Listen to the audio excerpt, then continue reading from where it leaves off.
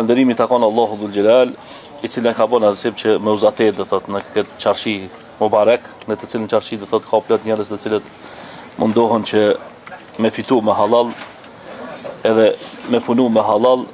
edhe me shit me halal, edhe me ble me halal. Ka do thot plot njerëz të cilët do thot në këtë çarshi bojnë namaz, edhe në këtë çarshi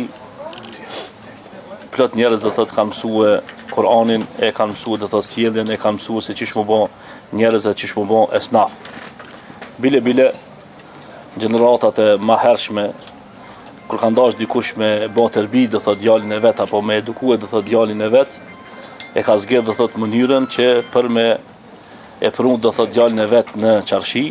që në çarshi do thot me mor një tërbi apo me mor do thot një kulturë, e cila kulturë do thot akon e njoft, sidomos do thot në shkup të zanatlite e moqëm. Ashtu që kjo çarshi me bereqet të madh shumë, shpeshherë njerëzit të cilët jetojnë për rreth mundohen apo që m'ia hub vlerën edhe m'ia hub do thot atë namin edhe ihtibarin.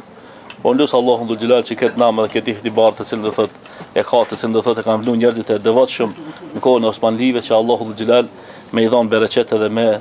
vazhdu do thot ki bereqet në këtë çarshin tonë. E një pi bereqetnave do thot të çarshis është xhamia të cilat do thot gjinen në ta. E një prej bereqetnave nëse muj do thot me radhit në ta, do thot është edhe ki takim të cilin do thot I keni bën në emrin të Allahu Dhul Gjelal. Inshallah Allahu Dhul Gjelal I shton takimet tona sa më të shumta në çarshi, që mos më kon do thot çarshia vend për dëfrim,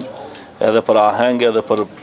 gluposti apo për punë të këqija, po më kon do thot vend për biznes edhe vend ku konsultohen edhe ku këshillohen për emrin të Allahu Dhul Gjelal.